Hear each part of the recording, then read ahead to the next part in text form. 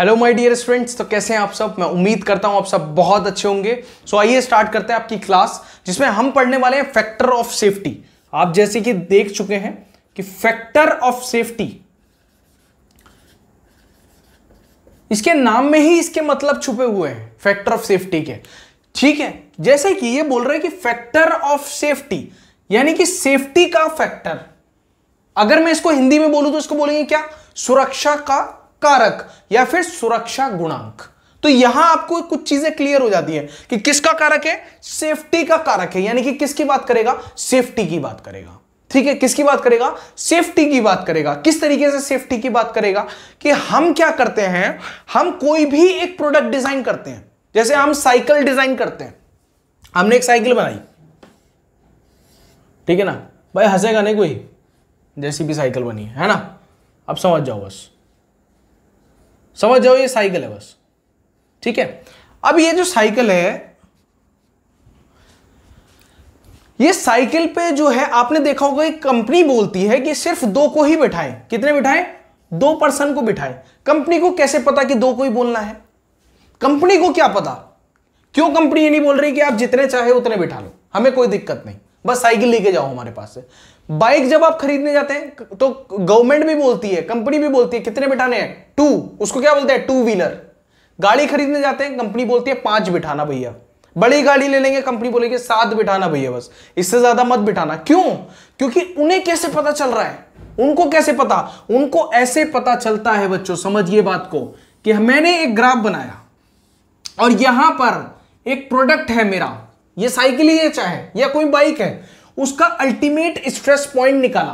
क्या निकाला? Ultimate stress point निकाला उसका। तो उसका ultimate stress point suppose 5000 Newton आया। मैंने निकाल लिया कि भाई कितना आ गया?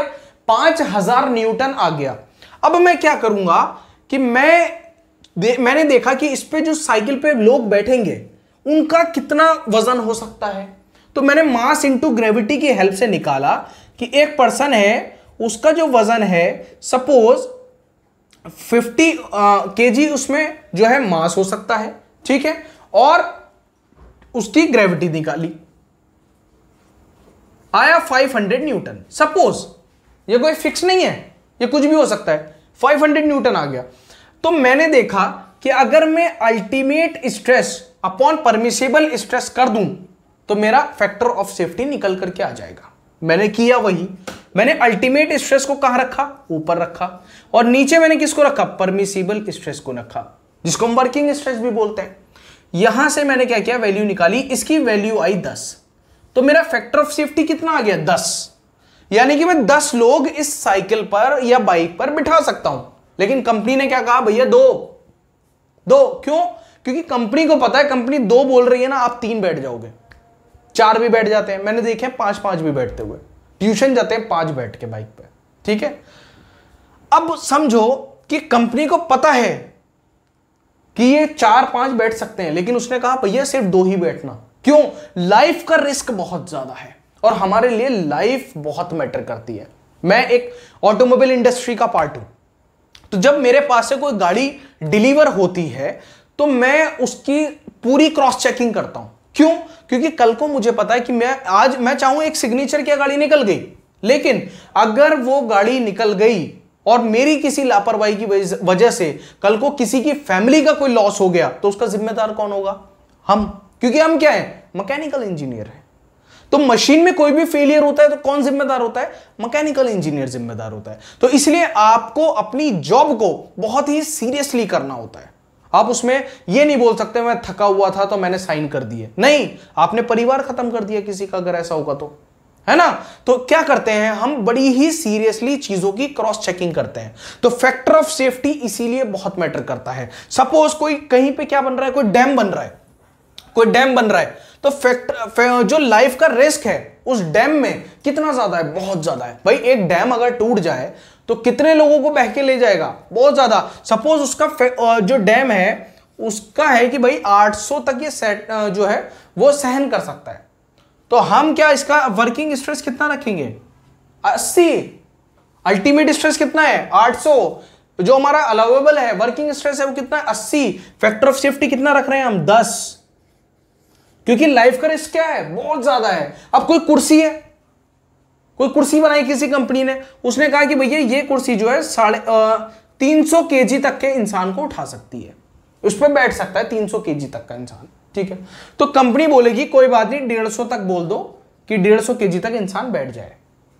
अगर टूटेगी भी, सपोज 150 के 2 बैठ गए और ये टूट भी गई, तो कोई किसी की लाइफ का लॉस नहीं होगा चेयर से गिरने के बाद, नहीं होता ना नॉर्मल केसेस में। तो इसका जो हमारा फैक्टर ऑफ सेफ्टी हो गया, कितना हो गया, 2। कितना हो गया, 2, क्योंकि यहां पे लाइफ का रिस्क क्या है, कम है, और यहां पर लाइफ का रिस्क ज्यादा है। तो आपको एक चीज समझ में आई होगी, जहां पर लाइफ का रिस्क जितना ज्यादा होगा वहां पर फैक्टर ऑफ सेफ्टी उतना ज्यादा होगा, जहां पर लाइफ का रिस्क जितना कम होगा फैक्टर ऑफ सेफ्टी उतना ही कम होगा। समझ में आया, ठीक है। अब देखो यहां पर समझो, ये बोल रहा है कि जो फैक्टर ऑफ सेफ्टी है उसको सुरक्षा गुणांक भी बोलते हैं, ठीक है, या फिर इसको शॉर्ट फॉर्म में क्या बोलते हैं, FOS बोलते हैं। क्या बोलते हैं, FOS। फॉर्मूला क्या आ गया इसका, maximum stress upon allowable stress, यानी कि अधिकतम प्रतिबल और अनुमेय प्रतिबल के अनुपात को हम क्या बोलते हैं, फैक्टर ऑफ सेफ्टी, सुरक्षा गुणांक बोलते हैं, ठीक है। ऐसे ही अधिकतम भार और अनुमेय भार के अनुपात को क्या बोलते हैं हम, सुरक्षा गुणांक बोलते हैं, ठीक है। तो ये क्या है, ये रेशो है किसका, maximum load bear by a component to the permissible load, उसको क्या बोल रहे हैं, उसको इसी तरीके से परिभाषित कर रहे हैं हम, किसको, फैक्टर ऑफ सेफ्टी को। समझ में आया, आगे बढ़ते हैं जल्दी से। अब कौन कौन से ऐसे फैक्टर्स हैं जो फैक्टर ऑफ सेफ्टी पर इफेक्ट डालते हैं, कौन कौन से ऐसे फैक्टर्स हैं। तो पहला फैक्टर आता है नेचर ऑफ लोड, ठीक है, भार की प्रकृति क्या है भाई, जो भार उस पे लगने वाला है वो किस प्रकार का होगा, वो वर्टिकल लोड लगेगा, वो हॉरिजॉन्टल लोड लगेगा, वो किस प्रकार का होगा। तो ये क्या है, हम पता करते हैं, हम पहले से पता करते हैं कि उस पर किस प्रकार का लोड लगने वाला है। सपोज आप कोई पानी का जहाज को डिजाइन कर रहे हैं, तो आपको पता है ना कि वो पानी में जाने वाला है, तो आप उसको कागज का तो बनाएंगे नहीं ना, अगर आप कागज का बनाएंगे क्या होगा, बह जाएगा वो, है ना। अगर कोई चीज, अगर आपने उसको किसी ऐसे मटेरियल का इस्तेमाल कर दिया जिससे उसमें जंग लग गया, ठीक है, या फिर वो गल गया, तो क्या होगा, लाइफ का लॉस होगा। तो इसीलिए जब भी हम कोई मटेरियल डिजाइन करते हैं, कोई पार्ट डिजाइन करते हैं, तो उसमें फैक्टर ऑफ सेफ्टी का या नेचर ऑफ लोड का ध्यान रखा जाता है, ठीक है, भार की प्रकृति का ध्यान रखा जाता है।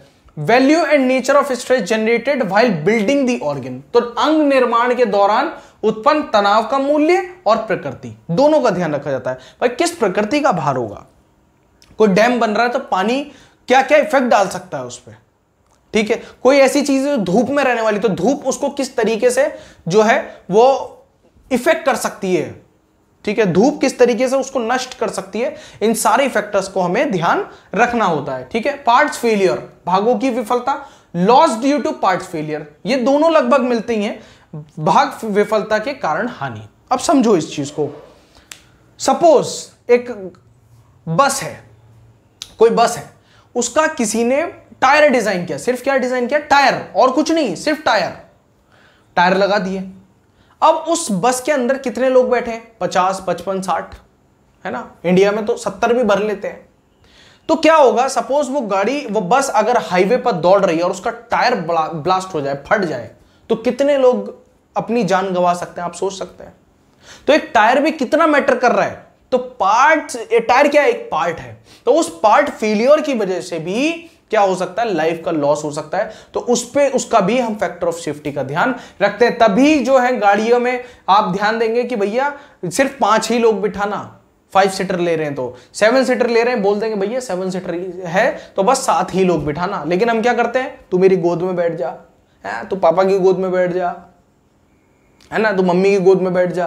तो क्या होता है, हम 7 लोगों के लिए गाड़ी अलाउड है, भर के जा रहे हैं उसमें 11, 12। तो कंपनी को पहले से ये चीजें पता होती हैं कि आप ऐसी हरकत कर सकते हैं, तो कंपनी बहुत ध्यान रखती है इन सब चीजों का। तो पार्ट फेलियर का भी बहुत ध्यान देना होता है। ऐसे ही आपने देखा होगा क्रेन्स, ध्यान देना, कभी जो गाड़ी क्रेन चलती है रोड पर भी, उन पे वजन लिखा रहता है। आप देखो इस पे लिखा है 5 टन, तो 5 टन इसकी कैपेसिटी है, यानी कि 5 टन तक का लोड ये सहन कर सकती है। इसके बाद अगर आपने इस पर वजन डाला, तो ऐसा तो नहीं कि आपने 6 टन डाला और ये एकदम फट गई, नहीं, लेकिन कंपनी बोलती है कि 5 टन के बाद अगर आपने इस पर वजन डाला, लोड डाला, तो उसके बाद जिम्मेदार आप होंगे। ठीक है, इसलिए कंपनी ने क्या बोल दिया कि सिर्फ 5 टन तक का ही वजन आप डालें, इसके बाद हमारी कोई जिम्मेदारी नहीं होगी। तो बच्चों, ये था फैक्टर ऑफ सेफ्टी का बहुत ही प्यारा सा कंसेप्ट। मैं उम्मीद करता हूं आपको समझ में आया होगा। समझ में आया होगा तो लेक्चर को लाइक करना ना भूलें, शेयर करना ना भूलें और चैनल को सब्सक्राइब करके रखें ताकि आगे भी मशीन डिजाइन की सभी वीडियोस आपको मिलती रहें। तो मिलते हैं अपने नेक्स्ट लेक्चर में, तब तक के लिए सी यू, बाय बाय।